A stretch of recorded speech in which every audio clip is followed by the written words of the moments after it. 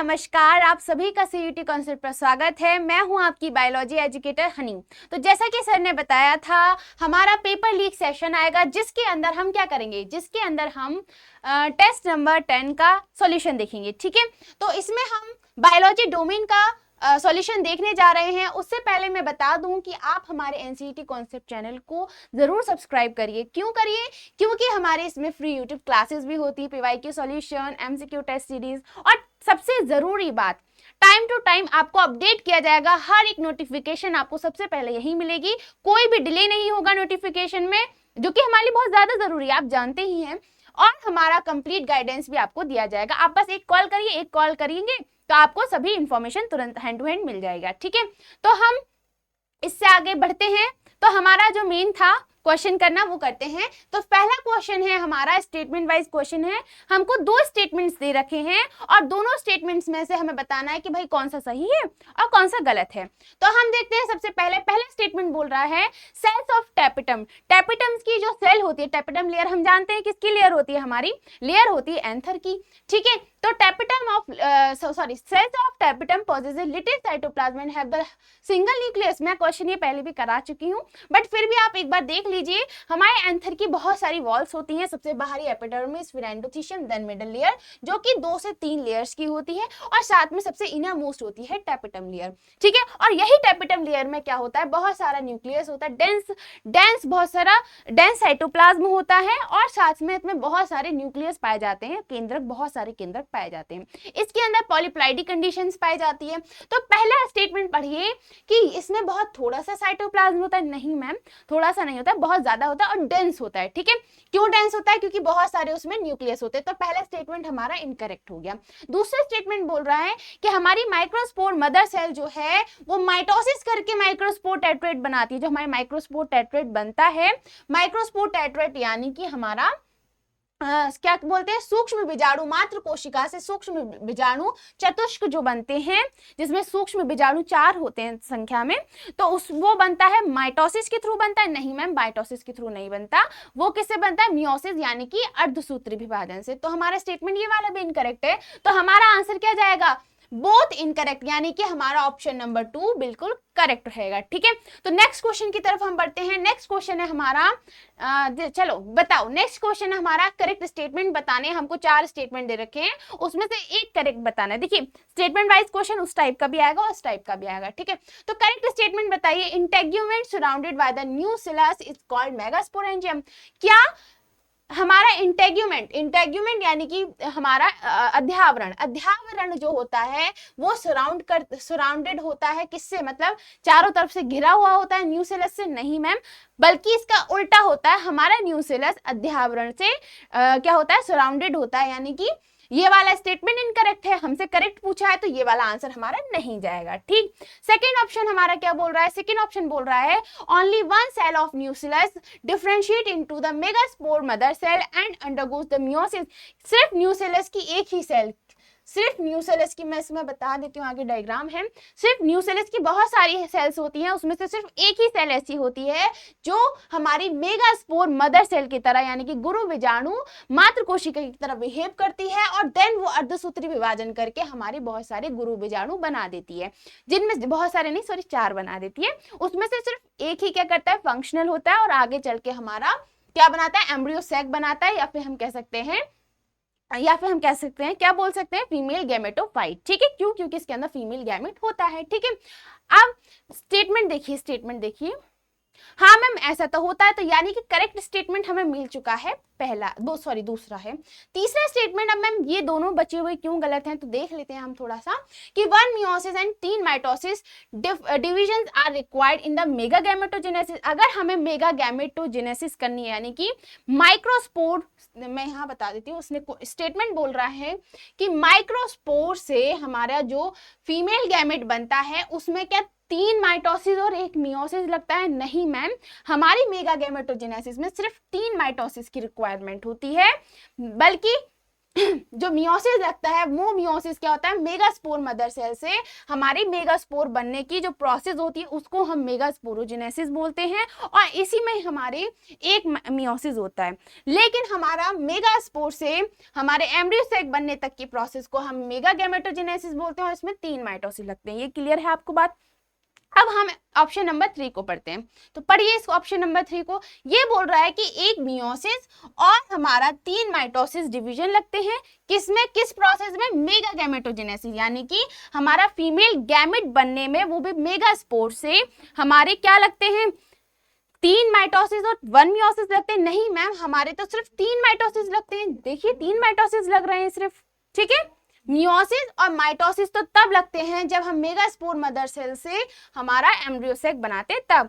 तो स्टेटमेंट ये वाला हमारा इनकरेक्ट हुआ, ठीक है। ये इनकरेक्ट क्यों हुआ आपको पता चल गया। अब देखते हैं हम स्टेटमेंट नंबर 4 क्या बोल रहा है, सॉरी ऑप्शन नंबर 4 क्या बोल रहा है।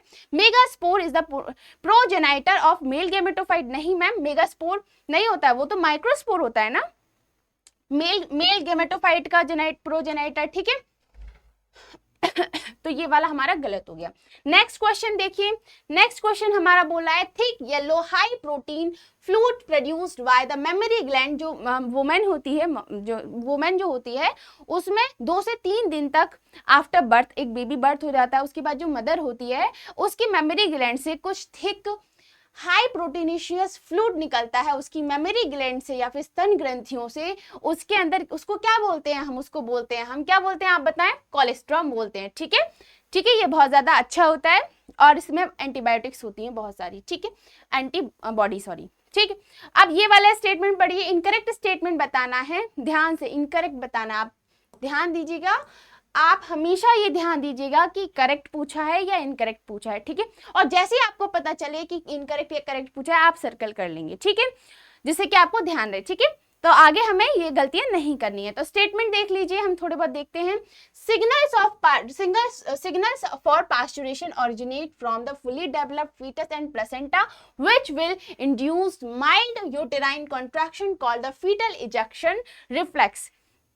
मतलब फीटल इजेक्शन रिफ्लेक्स क्या होता है, देखिए जब पार्चुरेशन होना होता है यानी कि जब बच्चा बाहर आता है, ठीक है, उस दौरान जो कॉन्ट्रैक्शंस होते हैं, कॉन्ट्रैक्शंस जो होते हैं उसका सिग्नल कौन देता है कि मम्मा मुझे बाहर आना है, अब जा करके उसमें कॉन्ट्रैक्शन हो, तो वो कैसा होता है, उसका सिग्नल सबसे पहले कौन देता है, फुल्ली डेवलप्ड फीटस भी देता है और साथ साथ में प्लेसेंटा देता है। एक मदर को कैसे पता चलता है कि बेबी को बाहर आना है, क्यों, क्योंकि उसको सिग्नल मिलता है किसके थ्रू, फुल्ली डेवलप्ड फीटस के थ्रू और प्लेसेंटा के थ्रू, ठीक है। तो ये वाली बात तो मैम करेक्ट है, हमसे इनकरेक्ट पूछा है तो ये हमारा आंसर नहीं होगा। नेक्स्ट ऑप्शन है हमारा first movements of the foetus and appearance of the hair on the head is usually observed during the 5th month. मतलब कि गैस्टेशन पीरियड के दौरान, यानी कि जब बच्चा डेवलप हो रहा होता है उस दौरान जो फर्स्ट मूवमेंट है फीटस की और जो बाल दिखाई देते हैं उसके सर पर, वो क्या हम 5th मंथ के दौरान देखते हैं। हाँ मैम देखते हैं, हम एनसीईआरटी में पढ़े हैं, ठीक है। अब ये वाला स्टेटमेंट भी सॉरी ऑप्शन हमारा इनकरेक्ट है। थर्ड ऑप्शन देखिए, एलएच और एफएसएच की जो पीक है वो मेंस्ट्रुअल साइकिल के यानी कि हमारे किसके आवर्त चक्र के अंत में आती है। नहीं मैम, हमारा जो एलएसएच और एफएसएच और एलएच का जो सर्ज होता है वो ओव्यूलेशन के दिन होता है एट द 14th डे, यानी कि मेंस्ट्रुअल साइकिल के आधा मेंस्ट्रुअल साइकिल होता है उस दौरान आती है, ना कि लास्ट में आती है, ठीक है। तो ये वाला स्टेटमेंट हमारा इनकरेक्ट है और हमसे यही पूछा है, तो ऑप्शन नंबर 3 हमारा करेक्ट हो जाएगा। लेकिन हम फोर्थ वाला स्टेटमेंट भी पढ़ लेते हैं कि ये क्यों इनकरेक्ट, सॉरी ये क्यों हमारा सही है। तो देखिए, cyclic menstruation is indicator of the normal reproductive phase.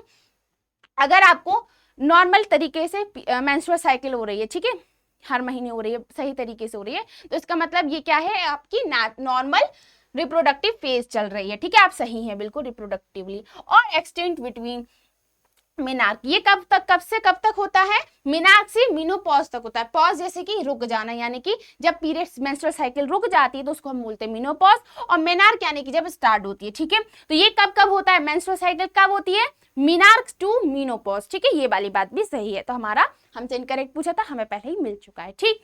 Next question है हमारा क्वेश्चन नंबर 5, क्या बोल रहा है, देखिए बताएं क्या बोल रहा है। पूछा गया है हमसे इनकरेक्ट वन बताना है ओनली, ठीक है, हमें इनकरेक्ट बताने हैं। देखो यूट्रस को हम क्या वुम्ब भी बोलते हैं, यानी कि कोख भी बोलते हैं। अरे आपने बहुत ज्यादा डायलॉग भी सुनेंगे कोख से रिलेटेड, तो आप जानते हैं हाँ गर्भाशय को हम कोख बोलते हैं, ये वाली बात सही है।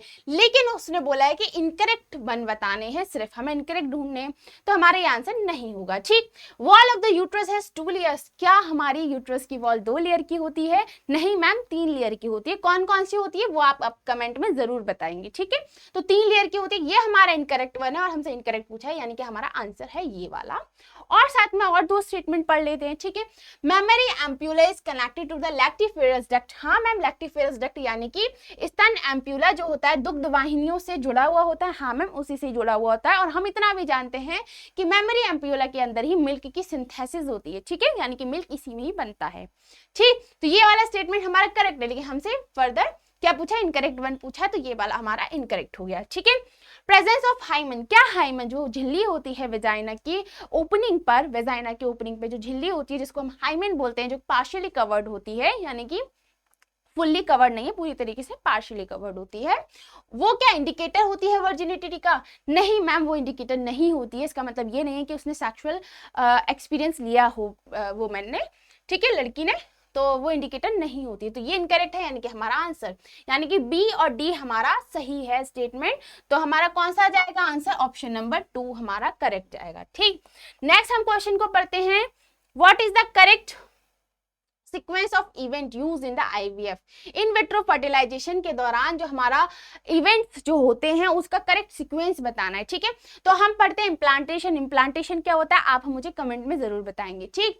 Collection of oocytes and sperm, देखो सबसे पहले हम क्या करेंगे, सबसे पहले हम फीमेल की ओवेरियन फॉलिकल्स को स्टिमुलेट करेंगे। स्टिमुलेट करना मतलब क्या होता है? स्टिमुलेट करना मतलब होता है कि हम क्या बोलते हैं, सॉरी, ओवरी के अंदर जो भी फॉलिकल होंगे उनकी ग्रोथ करवाएंगे, ठीक है। तो पहले ग्रोथ करवाया, ग्रोथ करवाने के बाद जब फीमेल के अंदर बहुत सारे क्या बन जाएंगे, हमारे ओवम आ जाएंगे, तो हम उन ओवम को कलेक्ट कर लेंगे, ठीक है। फिर हम क्या करेंगे, कलेक्शन ऑफ, सबसे पहले ये करेंगे, फिर कलेक्शन ऑफ स्पर्म। अब मेल लेंगे, मेल से स्पर्म निकालेंगे और हम क्या बोलते हैं उससे, फीमेल से oocytes को निकालेंगे, ठीक है। दोनों से कलेक्शन कर लिया। देन उसके बाद में हम क्या करेंगे, हम क्या करेंगे, oocyte और स्पर्म को इंक्यूबेशन करवाएंगे, यानी कि अंडाणु और शुक्राणु का ऊष्मायन, यानी कि उन दोनों का मिलाप करवाएंगे। फिर जब वो मिल जाएगा तो वो जाइगोट बना लेगा, ठीक है। तो जाइगोट बनवाएंगे, देन जाइगोट बनने के बाद वो एम्ब्रियो में डेवलप होगा।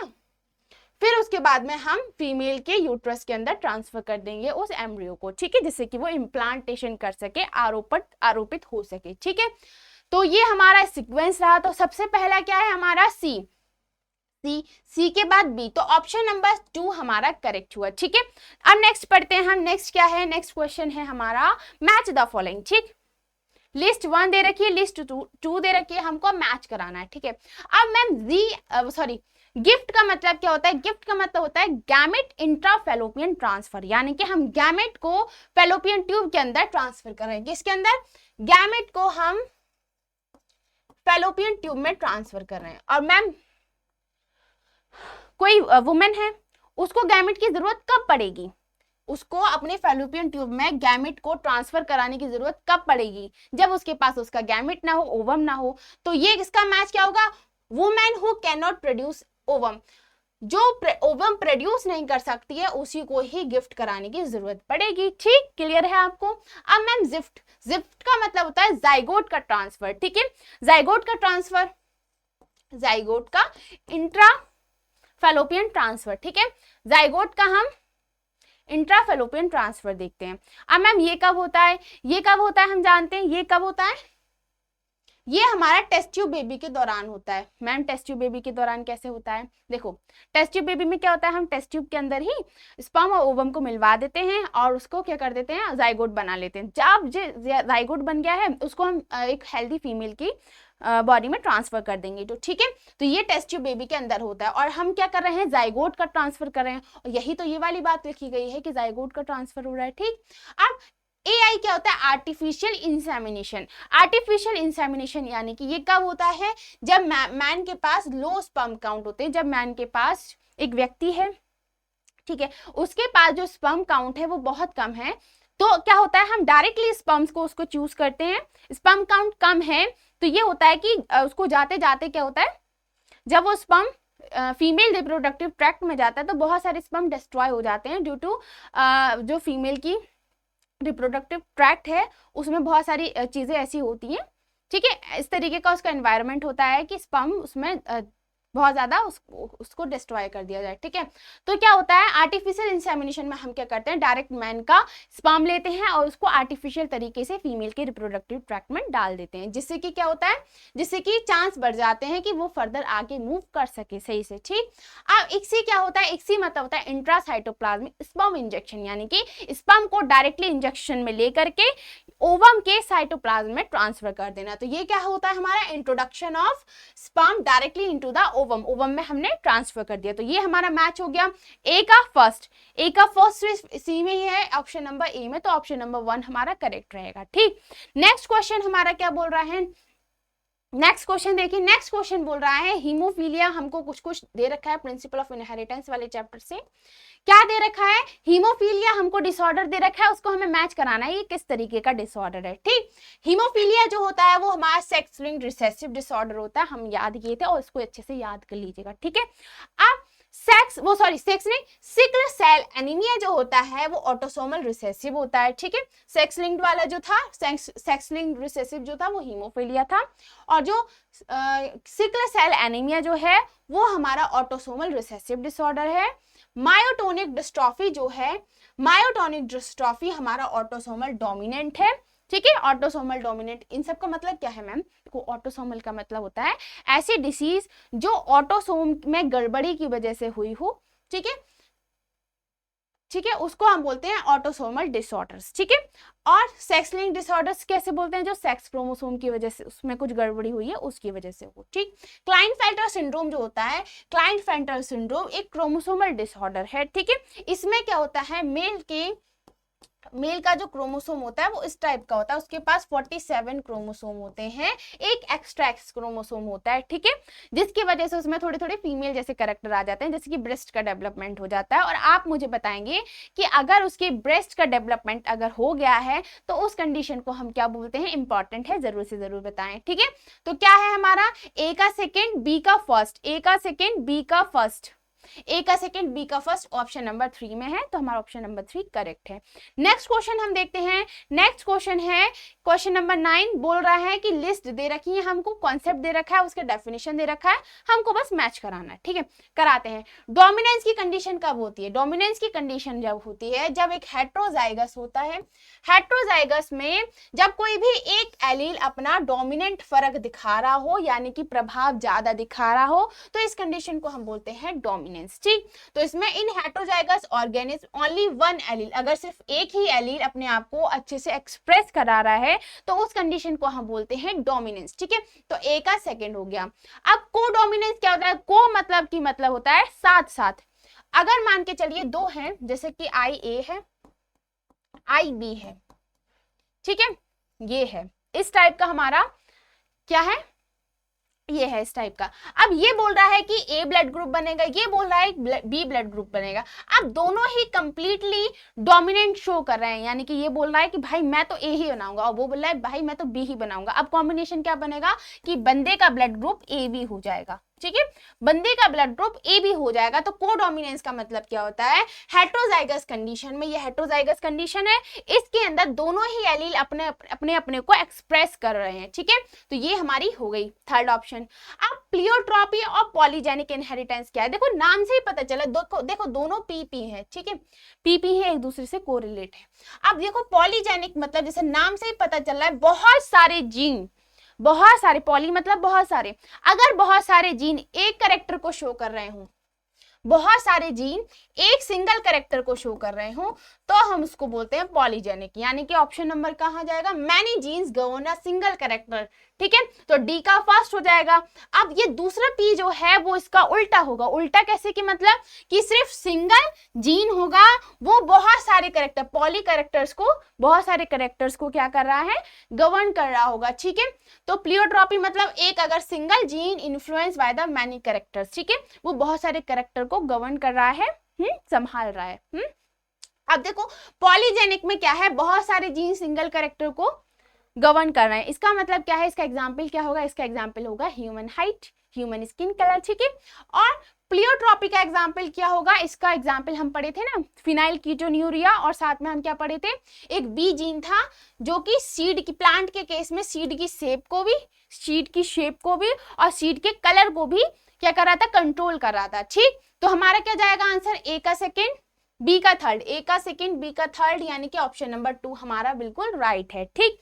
नेक्स्ट की क्वेश्चन की तरफ आगे बढ़ते हैं। नेक्स्ट क्वेश्चन बोल रहा है कि हमको बताएं इनकरेक्ट, इनकरेक्ट बताओ क्लाइनफेल्टर सिंड्रोम से related.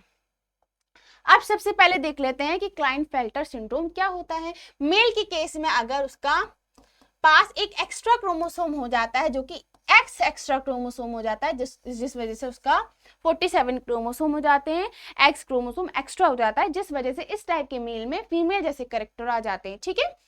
Fusion of N abnormal egg with the normal sperm, normal sperm यानी कि स्पर्म कैसा है, या तो एक्स है या तो वाई है, लेकिन एबनॉर्मल एग है। एबनॉर्मल एग का मतलब यहाँ पे ये कहा गया है कि वो अच्छे से डिवाइड नहीं की है। जब अच्छे से डिवाइड नहीं की है तो दोनों एक्स एक्स होंगे उसके पास। अब दोनों का फ्यूजन होगा, मान के चलो उसके पास एक्स था, अब देखो हमको क्या बनाना है, मेल ही बनाना है। मेल बनाना है तो स्पर्म कैसा होना चाहिए, वाई क्रोमोसोम वाला होना चाहिए। तो एक्स एक्स और वाई इस दोनों से मिलकर बनने वाला जो जाइगोट होगा उसके पास एक्स एक्स वाई ही बनेगा, यानी कि ये इस वाले से रिलेट कर रहा है, ठीक है। ये क्लाइनफेल्टर सिंड्रोम से रिलेट कर रहा है कि नहीं कर रहा है, ठीक है। तो ये हमारा आंसर नहीं होगा, इसने कहा है इनकरेक्ट बताओ जो कि नहीं कर रहा हो उससे रिलेट, ठीक। तो हमारा है सेकेंड ऑप्शन है fusion of a normal egg with the sperm, abnormal sperm, यानी कि ओवम तो सही है, यानी कि ओवम तो एक्स ही है, लेकिन जो स्पर्म है वो एबनॉर्मल है, यानी कि उसके पास एक्स वाई दोनों क्रोमोसोम हैं। जब दोनों होंगे तो मिलकर के क्या ही बनेगा, दोनों ऐसा जाइगोट बनेगा जिसके पास एक्स एक्स वाई हो जाएगा, यानी कि हमारा क्लाइनफेल्टर सिंड्रोम वाला व्यक्ति बनेगा, ठीक है, बच्चा बनेगा, ठीक। नेक्स्ट थर्ड ऑप्शन है the fusion of normal egg with the normal sperm. Ma'am अगर दोनों चीजें नॉर्मल है तो नॉर्मल ही तो बच्चा पैदा होगा, ये थोड़ी बच्चा पैदा होगा जो क्लाइनफेल्टर सिंड्रोम वाला होगा। तो ये वाला ऑप्शन इनकरेक्ट है, ठीक। क्लियर है आपको। फोर्थ वाला ऑप्शन भी देख लेते हैं, अगर एक एडिशनल क्रोमोसोम, हाँ ये तो उसी की बात लिखी गई है, ठीक है, जो मैंने पहले बता दी है।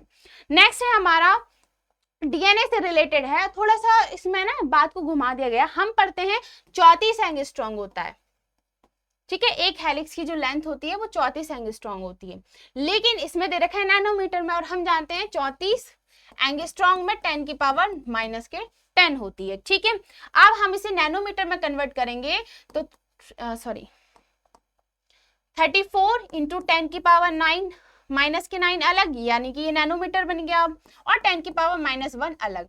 तो ये इन दोनों को अगर मैं साथ में ला दूं तो क्या हो जाएगा 3.4 नैनोमीटर, क्योंकि नैनोमीटर ये जो 10 की पावर -9 है वो नैनोमीटर में कन्वर्ट हो गया। तो 3.4 नैनोमीटर वाला जो होगा वो आंसर होगा, ठीक है। अब मैम ये भी हो सकता है ना 34 एंगस्ट्रॉम वाला, लेकिन ये क्यों नहीं है, क्योंकि देखो सी वाला जो है यानी कि इसकी जो क्या दे रखा है डायमीटर जो है वो उसने 2 एंगस्ट्रॉम दे रखे है, लेकिन हमने पढ़ा कि मैम 20 एंगस्ट्रॉम होती है, इस वजह से ये हमारा आंसर नहीं होगा, ये भी नहीं होगा, ठीक है, ये भी नहीं होगा, और हमारा ये आंसर होगा। समझ में आया आपको, ये थोड़ा ट्रिकी था, कोई बात नहीं।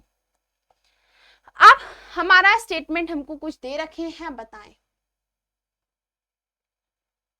चलो बताओ, हमको करेक्ट बताने हैं, ठीक है, करेक्ट बताने हैं। तो if the both strands act as the template, किसके रिस्पेक्ट में हमें करेक्ट बताने हैं, अगर हमारा दोनों को दोनों स्ट्रेंथ आर नॉट कॉपीड,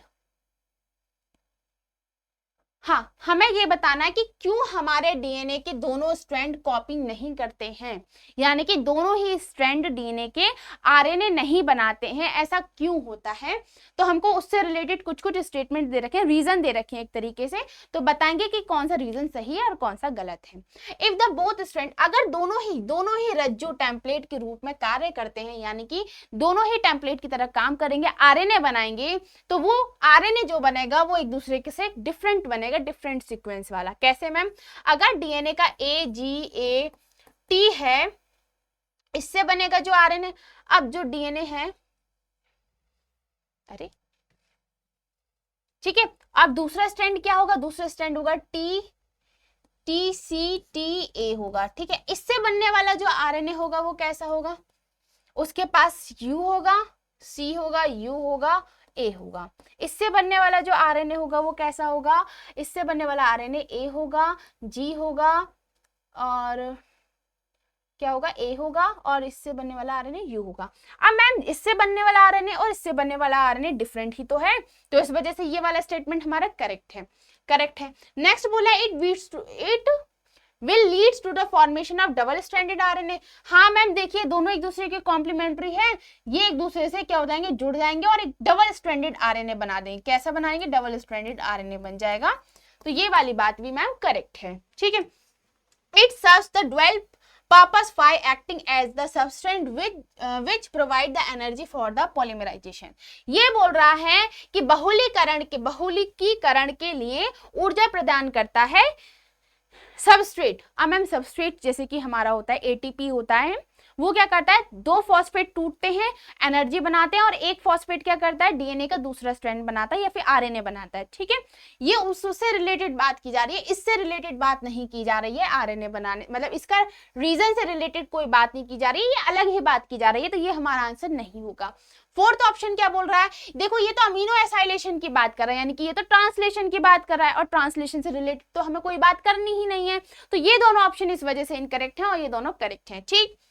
तो हमारा ए और बी किस में है, हमारा फोर्थ ऑप्शन करेक्ट हो जाएगा, ठीक। इस हिसाब से चलो अब नेक्स्ट क्वेश्चन की तरफ हम बढ़ते हैं। 13 क्वेश्चन नंबर 13 क्या बोल रहा है, अगर दो चार्ज फ्री RNA हैं, अगर दो चार्ज फ्री RNA हैं,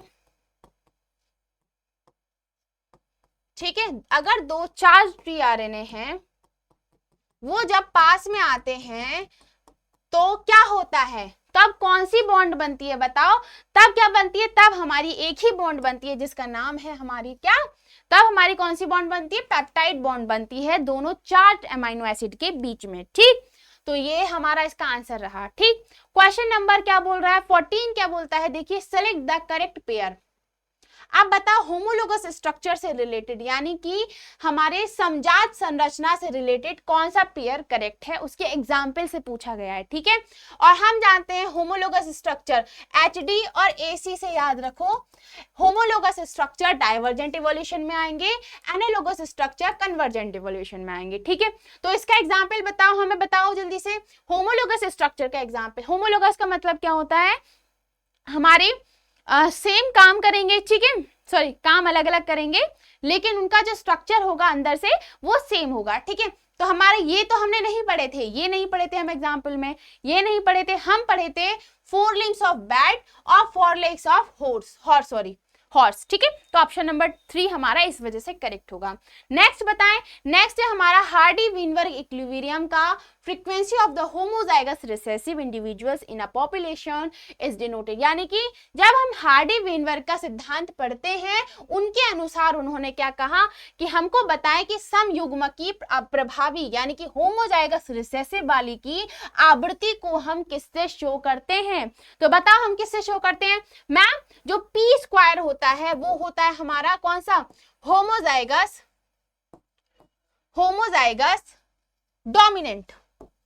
डोमिनेंट होता है, ठीक। और q² जो होता है वो होमोजाइगस रिसेसिव होता है, ठीक। और हमारा p2pq होता है वो हेट्रोजाइगस होता है, क्या होता है वो हेट्रोजाइगस। अब बता दो आंसर क्या होगा, आंसर दिख गया हमें मैम, क्या है हमारा q², ठीक है। तो क्या होगा आंसर q², क्योंकि हमसे होमोजाइगस रिसेसिव का पूछा है। नेक्स्ट है हमारा 16 क्वेश्चन नंबर क्या बोल रहा है कि हमको कुछ स्टेटमेंट दे रखे हैं और हमको बताना है इनकरेक्ट क्या है, ठीक। हमको बताना है इनकरेक्ट कौन सा है। तो देखो, when the plasmodium infects the RBC then the homozoin is formed inside the RBC as a natural cellular defense। क्या मैम, देखो ध्यान से पढ़ना, जल्दबाजी नहीं करनी है, हमको जल्दी क्वेश्चन करने हैं लेकिन हमको जल्दबाजी नहीं करनी है, ये बात आप कल भी ध्यान रखिएगा, ओके। तो देखिए इसने बोला है प्लाज्मोडियम जो है वो आरबीसी को इन्फेक्ट करता है, हाँ मैम यहां तक बात ठीक लिखी है। और बदले में आरबीसी के अंदर क्या बनता है, हीमोजॉइन बनता है। किस लिए बनता है, क्योंकि वो अपना डिफेंस कर रहा होता है, नेचुरल सेलुलर डिफेंस के दौरान वो हीमोजॉइन बनाता है, किससे बचने के लिए, प्लाज्मोडियम से। मैम ये तो बात गलत है, क्यों, क्योंकि प्लाज्मोडियम हमारा खुद से बनाता है हीमोजॉइन, बचाव के लिए थोड़ी आरबीसी बनाता है हीमोजॉइन, उसको थोड़ी अपना नुकसान कराना है, ठीक है। नुकसान थोड़ी अपना करवाना है आरबीसी को। तो प्लाज्मोडियम क्यों बनता है, क्योंकि वो सॉरी हीमोजॉइन क्यों बनता है, क्योंकि प्लाज्मोडियम उसको इन्फेक्ट करता है। ठीक है, तो ये हमारा इनकरेक्ट है और हमसे इनकरेक्ट पूछा गया है, तो ए हमारा सही रहा। Rhinovirus causes the infection in the lower respiratory tract but not in the upper respiratory tract, यानी कि वो बोला श्वसन पथ, ऊपरी श्वसन पथ है और एक हमारा निचला श्वसन पथ है, निचला श्वसन पथ और ऊपरी श्वसन पथ। जो राइनोवायरस होता है वो कहाँ इन्फेक्शन कॉज करता है?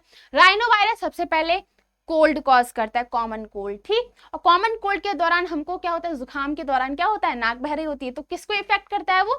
अपर रेस्पिरेटरी ट्रैक्ट को, ना कि लोअर को। ठीक है, ना कि लोअर को। इसने कहा है causes the infection in the lower. हाँ मैम, लोअर को कॉज करता है, अपर को नहीं करता है। ये बात गलत लिखी गई है क्योंकि वो अपर को करता है, लोअर को नहीं, उल्टी बात लिखी गई है। तो ये हमारा क्या होगा, आंसर होगा। ठीक, आंसर होगा।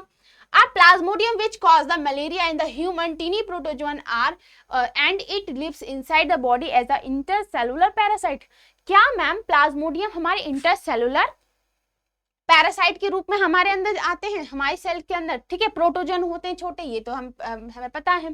क्या ये पैरासाइट के रूप में आते हैं? नहीं मैम, ये पैरासाइट के रूप में नहीं आते। हीमोजॉइन, एक मिनट, हाँ आते हैं। चलो, तो क्या है हमारा Haemophilus influenza causes the infection in the alveoli of the lung. हाँ मैम, ये क्या कॉज करता है? ये निमोनिया कॉज करता है। निमोनिया में हमारे एल्वुलाई ही इफेक्ट करते हैं। ये हमारा करेक्ट है, लेकिन हमसे इनकरेक्ट वन पूछा गया। देखो, जो हमारा इंटरसेलुलर पैरासाइट यानी कि ये हमारे सेल के अंदर पैरासाइट के रूप में आता है ना, तो ये वाली बात हमारी इनकरेक्ट हो गई। ठीक है, तो हमारा ये हो गया आंसर। तो ये इनकरेक्ट बात थी, मैंने बताया था आपको। ठीक, अब आता है हमारा ऑप्शन नंबर ई। मैलिग्नेंट मलेरिया जो होता है, Plasmodium falciparum is the most harm. जो हमारा मैलिग्नेंट मलेरिया होता है वो प्लाज्मोडियम फैल्सीफेरम की वजह से होता है, जो कि हमारा बहुत ज्यादा सीरियस होता है। ठीक है, तो ये ऑप्शन नंबर ई हमारा सही है और डी सही है, लेकिन हमसे इनकरेक्ट पूछा है, तो हमारे ए बी सी हमारा इनकरेक्ट रहेगा। तो ए बी सी इनकरेक्ट, तो ऑप्शन नंबर हमारा 2 करेक्ट हो जाएगा। ठीक है, अब नेक्स्ट क्वेश्चन की तरफ हम बढ़ते हैं। नेक्स्ट क्वेश्चन क्या बोलता है कि हमको कुछ को डायग्राम दे रखा है, डायग्राम को पहचानिए। देखिए मैम, डायग्राम देख करके हमें तुरंत से पता चल गया कि ये डायग्राम किसका है। ये डायग्राम है एंटीबॉडी का। अब कुछ कुछ लेबल भी करने हैं, तो बताएंगे लेबल करके, बताइए।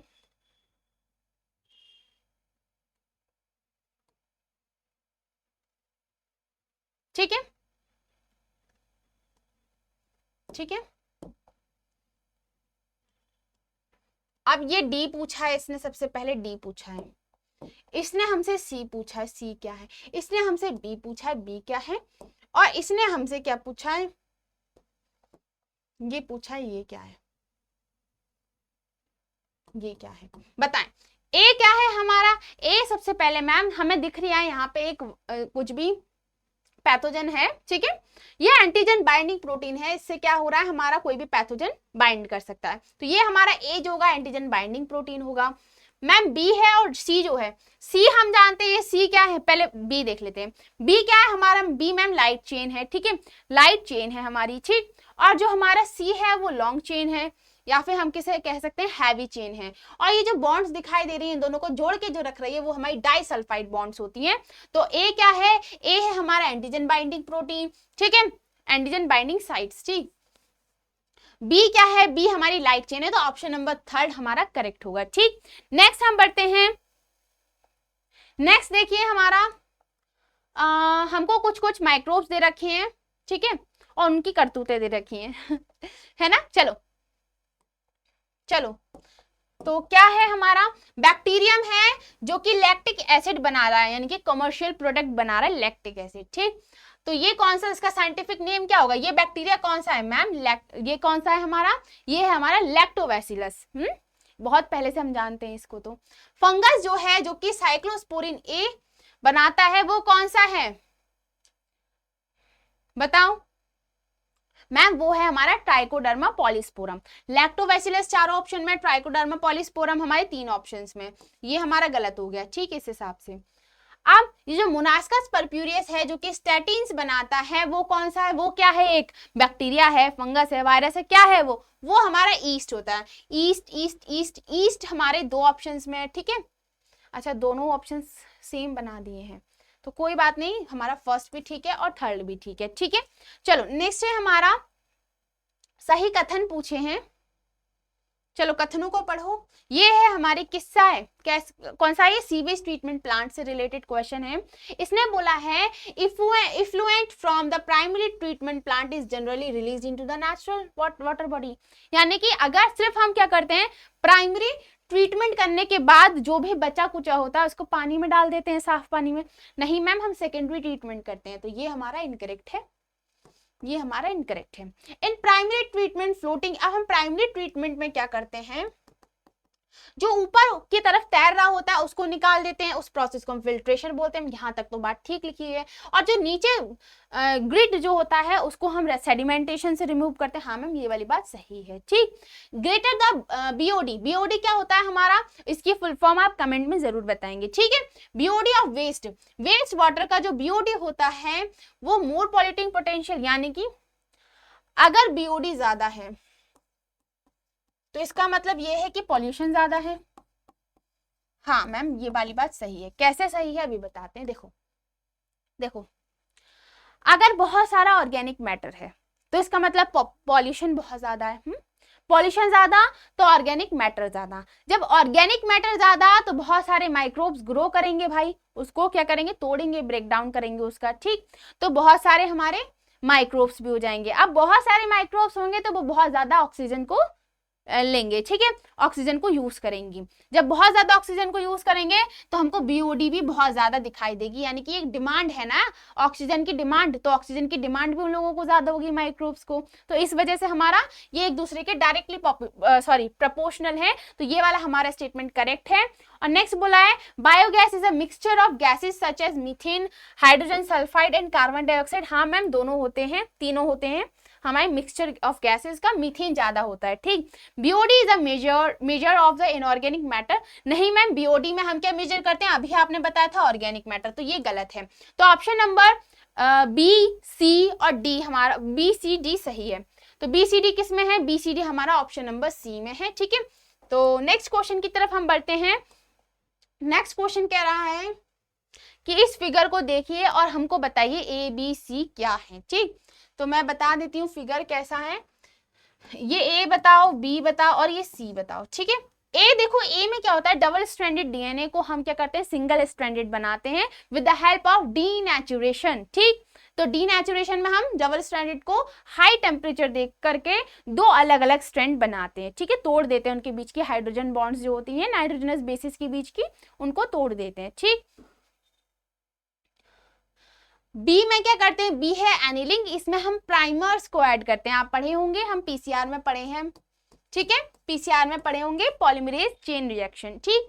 अब सी में क्या होता है, सी में हमारा डीएनए पॉलीमरेज जो होता है, टैग पॉलीमरेज जो होता है, वो काम कर रहा होता है, डीएनए के दूसरे स्ट्रैंड बनाता है, ठीक है। तो ऑप्शन देख लेते हैं, उस हिसाब से आंसर करते हैं कि बी क्या है हमारा, बी डीनेचुरेशन है। नहीं मैम, डीनेचुरेशन तो ए था, ठीक है, तो डीनेचुरेशन ए था, तो हमारा ऑप्शन नंबर 2 करेक्ट हो गया, ठीक है। नहीं मैम, डीनेचुरेशन में ऑप्शन नंबर 1 करेक्ट नहीं होगा। क्यों, क्योंकि इसमें बोला है 50 सेंटीमीटर, वो 50 सेंटीमीटर 50 डिग्री सेंटीग्रेड। अब 50 डिग्री सेंटीग्रेड पे तो डीनेचुरेशन होता नहीं है, उसको चाहिए 92 93 या इससे ज्यादा, ठीक है, टेम्परेचर चाहिए डीनेचुरेशन के लिए। तो ये वाली बात इनकरेक्ट है, ये वाली बात वैसे ही इनकरेक्ट थी। सी क्या है हमारा, सी एक्सटेंशन होता है। हाँ मैम, एक्सटेंशन होता है और इसमें हम हीट स्टेबल डीएनए पॉलीमरेज का यूज करते हैं। तो ऑप्शन नंबर 3 हमारा बिल्कुल करेक्ट होगा। और ए एनिलिंग है, ये तो है ही नहीं आंसर, ठीक है। नेक्स्ट क्वेश्चन की तरफ बढ़ते हैं कि हमको स्टेटमेंट, करेक्ट स्टेटमेंट बताना है। देखो, फर्स्ट रेस्ट्रिक्शन एंडोन्यूक्लियस एंजाइम जो होता है वो क्या हमारा वाज, वो क्या था, हिंड 2 था, वो सॉरी हिंड 3 था। नहीं मैम, हिंड 2 था, ठीक है, तो ये इनकरेक्ट है। इको R1 GATTC पर कट करता है, उसमें से भी G और A के बीच में कट करता है। हाँ मैम, ये वाली बात सही है, हमारा इको R1 GAATTC में G और A के बीच में तोड़ता है, ठीक है। The jeans of plasmid encoding resistance, हमारा आंसर तो आ गया, लेकिन हम ये भी पढ़ लेते हैं ये क्यों गलत है। देखो,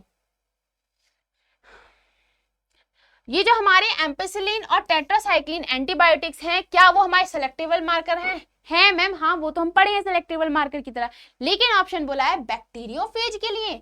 नहीं मैम, बैक्टीरियोफेज के लिए नहीं, बैक्टीरिया के लिए होता है। बैक्टीरियोफेज तो हमारा वायरस होता है, तो ये हमारा इस वजह से इनकरेक्ट हो गया। ठीक, तो हमारा फोर्थ ऑप्शन क्या बोला है? Restriction site for the PVU and साल1 is ampicillin resistant gene.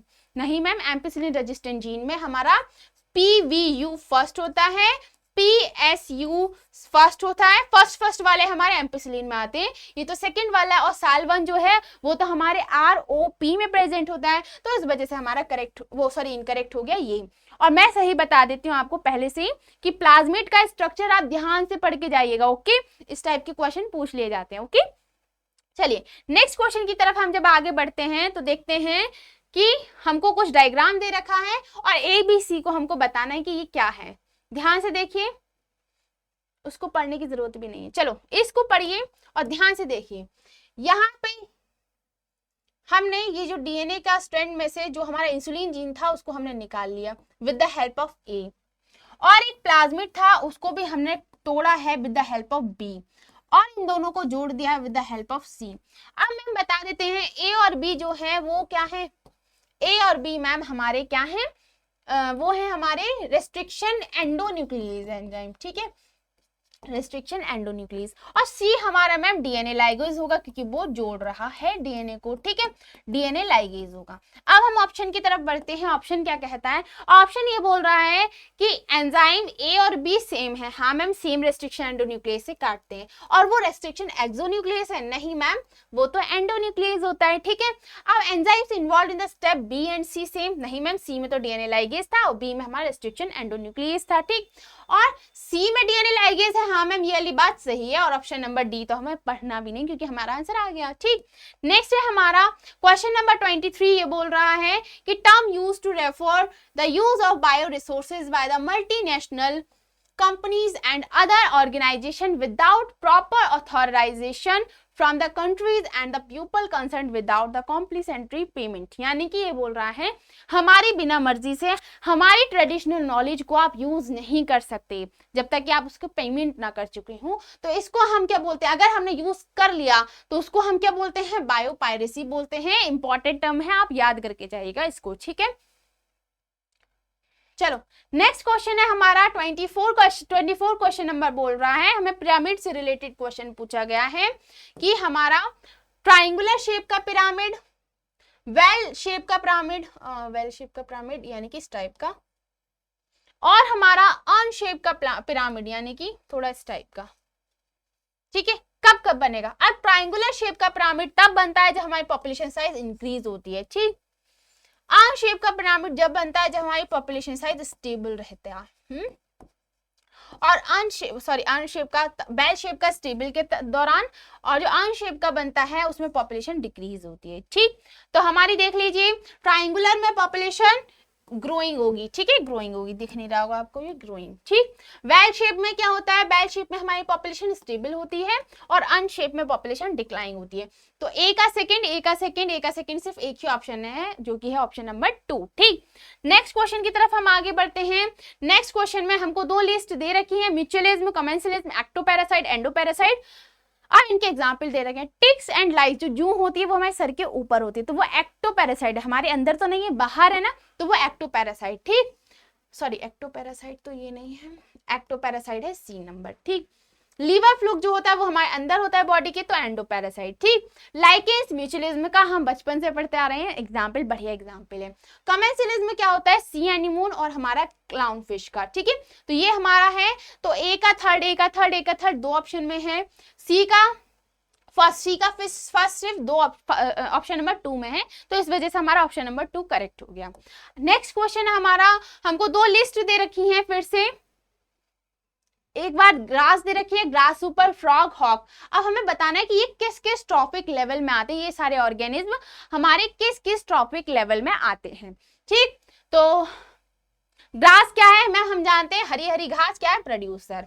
Grass ऊपर टिड्डा जो है वो घास को हमारी किसको खाता है? ग्रास को खाता है, तो वो क्या होगा? हमारा प्राइमरी कंज्यूमर। ठीक, फ्रॉग क्या होता है? और बाज दे रखा है, बाज मैम, बाज तो बढ़िया वाला कंज्यूमर है ना, सेकेंडरी कंज्यूमर, सॉरी कंज्यूमर नहीं, कार्निवोर भी बोल सकते हैं, कंज्यूमर भी। सेकेंडरी कंज्यूमर क्या होगा, सेकेंडरी कंज्यूमर हमारा मेंढक होगा, लेकिन हम इसको प्राइमरी कार्निवोर बोलेंगे, ठीक है, प्राइमरी कार्निवोर, ठीक है, मांसाहारी प्राइमरी वाला। और सेकेंडरी कार्निवोर हम बोलेंगे बाज को। सेकेंडरी कार्निवोर हमारा टर्शरी और प्राइमरी कार्निवोर हमारा सेकेंडरी कंज्यूमर होता है, ठीक है, ये भी ध्यान रखिएगा आप। अगर इसमें आ गया टर्शरी कंज्यूमर वगैरह में तो आप ध्यान दीजिएगा, ठीक है। तो इस हिसाब से हमारा ए का थर्ड, ए का थर्ड, ए का थर्ड, ए का थर्ड, ए का थर्ड, बी का हमारा फोर्थ, बी का फोर्थ सिर्फ हमारे ऑप्शन नंबर फोर्थ में है, तो इस हिसाब से हमारा ऑप्शन नंबर फोर्थ करेक्ट हो गया। नेक्स्ट क्वेश्चन है हमारा 27 नंबर क्वेश्चन, कि हमको इसमें लिस्ट दे रखी है, pioneer community, climax community, serial community and हमारा है सीर कम्युनिटी। देखो इसमें क्या होता है, कम्युनिटी मतलब मैम क्या होता है, कम्युनिटी मतलब होता है डिफरेंट टाइप्स ऑफ पॉपुलेशन का समूह, यानी कि ग्रुप, ठीक, तो उसको हम कम्युनिटी बोलते हैं। अब मैम ये कम्युनिटी, पायोनियर, क्लाइमेक्स, ये क्या होता है, देखो सबसे पहले हमारी एक बहुत ज्यादा बंजर एरिया था, ठीक है, उस पर हमारी कुछ स्पीशीज आई। सबसे पहली स्पीशीज जो आई, पी से पहली और पी से पायोनियर स्पीशीज, इसको हम बोलते हैं, ये लाइकेंस भी हो सकते हैं, इसको हम बोलते हैं पायोनियर स्पीशीज या फिर पायोनियर कम्युनिटी। ग्रुप होगा तो पायोनियर कम्युनिटी।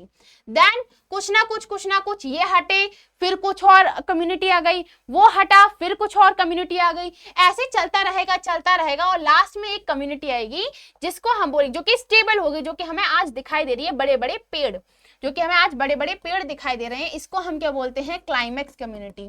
क्या बोलते हैं, क्लाइमेक्स कम्युनिटी, ठीक है, क्लाइमेक्स कम्युनिटी, ठीक।